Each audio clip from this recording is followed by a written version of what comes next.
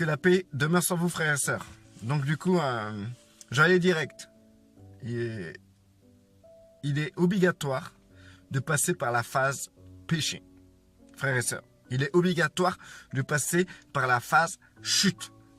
Et aussi, il est obligé de passer par la phase souillure, frères et sœurs. C'est pour ça qu'on ne doit pas juger le frère ou la sœur qui pêche, le frère ou la sœur qui chute, le frère ou la sœur qui est souillé. On ne doit pas juger ces gens-là. Parce que nous-mêmes, on passe par ces phases-là. Pourquoi passer par ces phases-là reste une obligation? C'est parce qu'on n'est pas parfait, frères et sœurs. Et dès qu'on vient à Christ, rien que le fait de venir à Christ, on démontre publiquement qu'en réalité, nous sommes des pécheurs. Déjà, rien que ça. Mais c'est pas le tout. Pourquoi nous sommes obligés, plus tard, même dans plusieurs étapes de notre vie en Christ, pourquoi nous sommes obligés de passer par cette phase critique qui est la chute, le péché, la souillure? C'est tout simplement parce que on a tellement de choses à changer dans notre vie, frères et sœurs. On a tellement de choses. On a même des choses qu'on doit changer, qu'on n'est même pas conscient. Et que le Seigneur, avec le temps, avec la maturité que nous pouvons avoir, le Seigneur met le doigt dessus. Je vous lance le défi. Je pense que les gens qui m'écoutent, il y a de tout âge. Et je vous demande, ça fait combien de temps vous êtes en Christ? Vous avez quel âge? Et est-ce que là, en ce moment, quand vous faites une introspection de vous-même, est-ce que vous avez des péchés à arrêter, ou vous avez chuté, vous avez du mal à vous relever, ou vous avez encore des choses dans votre comportement, dans votre chair à modifier, ou vous avez des souillures que vous devez encore vous débarrasser? Je vous pose la question. Si la réponse est oui, ne vous inquiétez pas. C'est normal. Et ça sera toujours comme ça, frères et sœurs. L'essentiel, c'est pas que vous culpabilisez sur vous-même, que vous dites ouais, c'est pas bien et tout, comment je suis, etc. Rassurez-vous, tout le monde est pareil. Mais la question qu'on doit se poser, c'est comment avancer, comment parvenir à une stature où je pourrais trouver un équilibre. Ben, je vous dis tout simplement, l'équilibre que vous pouvez trouver, c'est simplement de comprendre que Christ a pris tous vos péchés déjà. Ça, c'est déjà très bien. C'est-à-dire que devant Dieu, même si vous êtes dans ces phases-là, vous n'êtes pas souillé à ses yeux. Vous êtes en Christ.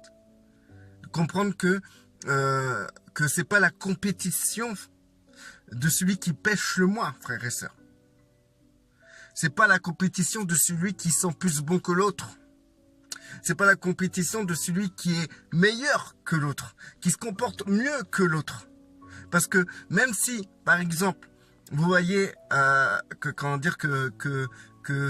vous avez chuté et que l'autre il est bien, mais en vérité vous savez pas où Dieu pointe son doigt dans sa vie, parce que peut-être il a un comportement qui ne convient pas envers ses enfants, sa femme, vers Pierre, Paul, Jacques. Il y a toujours quelque chose à rectifier dans la vie d'une personne. Et le Saint-Esprit est tellement pur que pour qu'une personne n'ait rien à rectifier, frères et sœurs, il faudrait que cette personne soit encore beaucoup plus pure que le Saint-Esprit. Mais ce n'est pas le cas. Tant qu'on ne dépassera pas la pureté du Saint-Esprit, il y aura toujours des choses impures en nous. Il y aura toujours cette phase difficile à traverser. Alors, ne parlons pas de ceux qui viennent à peine en Christ. Alors là, eux, ils sont ensevelis de choses à changer dans leur vie. Parce que quand ces gens-là sont en train de se débarrasser de leurs péchés, bah, une fois qu'ils commencent à se frotter leurs mains, ils se rendent compte en fait qu'il y a toute leur chair à changer. Et le pire, c'est que ça va vite d'arrêter un péché. Par exemple, allez, la personne, elle se drogue et elle vient à Christ et elle arrête la drogue. Alléluia, super Seigneur, tu as fait une œuvre magnifique dans le cœur de la personne. Non, en fait, le Seigneur n'a pas fait une œuvre magnifique dans le cœur de la personne. La personne s'est repentie de la drogue qu'elle prenait. Donc du coup, c'est très bien, elle a arrêté un péché. Mais l'œuvre que le Seigneur va faire dans son cœur, ça va demander des années, frères et sœurs. Des années, des années. Donc déjà, il faut apprendre à se calmer, à se déculpabiliser, à se tranquilliser. Pas à se dire, ouais, bon, c'est bon, je suis mauvais. Hein. Non, non, non, non, non. Une fois que tu as pris conscience que le Saint-Esprit, quand le Saint-Esprit te pointe du doigt quelque chose qui ne convient pas dans ta vie, une fois que tu as pris conscience de cette chose-là, c'est quelque chose que tu dois pas non plus te rendre fou sur ça, mais tu dois comprendre que ça doit changer. Et que tu dois faire confiance au Seigneur pour que ces choses changent. Imaginez-vous, comment dire, même toutes sortes de chrétiens qui ont plus de 40 ans de conversion, ils peuvent du jour au lendemain tomber dans le péché et commettre des péchés et devoir se repentir devant le Seigneur du péché, en sachant qu'ils avaient déjà leur personnalité a changé, des points de leur personnalité qui sont très mauvaises a changé quoi en fait. Donc du coup, il y aura toujours cette phase où vous allez vivre la chute, où vous allez vivre le péché, où vous allez vivre la souillure. Il y aura toujours ça.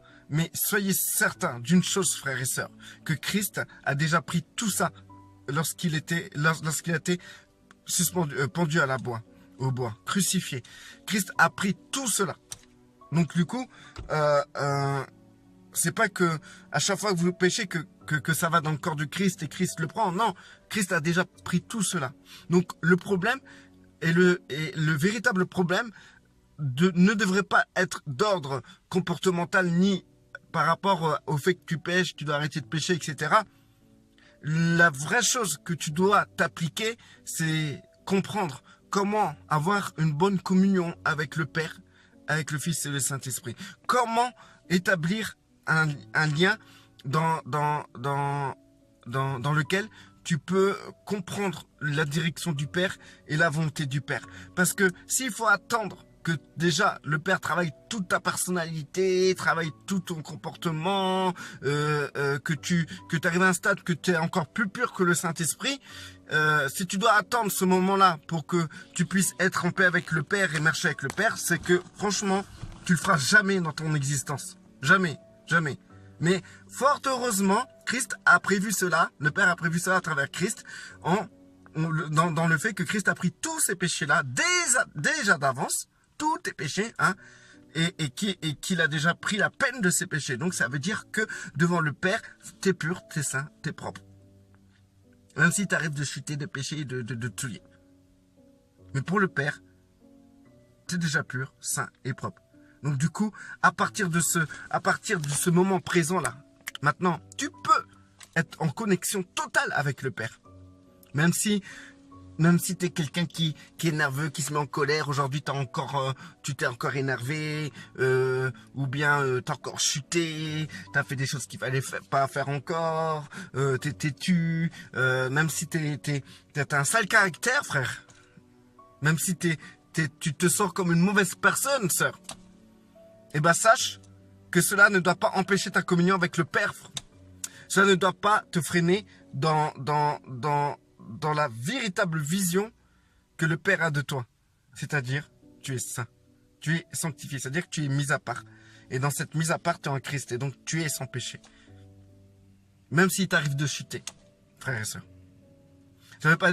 Les gens vont dire, hey, tu vois, l'autre là, il incite les gens à pécher. Frère, sœur, vous n'avez pas besoin de moi pour pécher. Vous n'avez pas besoin de moi pour traverser cette phase de chute, de souillure, de péché. Vous n'avez pas besoin de moi, vous n'avez pas besoin de cette vidéo pour pécher, frères et sœurs. Hein. De toute manière, vous le faites déjà. Hein. C'est pas à cause de moi que vous avez un sale caractère que vous devez changer absolument, hein, parce que vous faites des dégâts autour de vous. C'est pas à cause de moi que aujourd'hui t'as fait l'égoïste. Hein. C'est pas à cause de moi que ma vidéo, que tu vas, par exemple, si tu as envie de regarder un film porno, ben, c'est pas à cause de moi que tu vas te mettre à regarder un film porno. Hein. C'est pas à cause de moi si tu as envie de fumer ta clope, que tu regardes la vidéo, bah tu vas fumer deux clopes. Non, frère et sœur, tu es libre de tes actes et tu es responsable de tes actes. Je suis pas responsable de rien, moi. Moi, je vous dis juste la vérité. La vérité, c'est que Christ a pris vos péchés, tous vos péchés, et que le Père vous voit sanctifié, saint et prêt pour le servir. Mais tant que dans votre tête, vous vous dites comme ça, il faut que je sois plus pur que le Saint-Esprit pour servir le Seigneur, à partir de là, vous avez carrément échoué votre marche en Christ. Et vous pouvez passer à côté de votre destinée. Votre destinée tient un fil, frères et sœurs. Et ce fil, c'est la compréhension de votre position en Christ.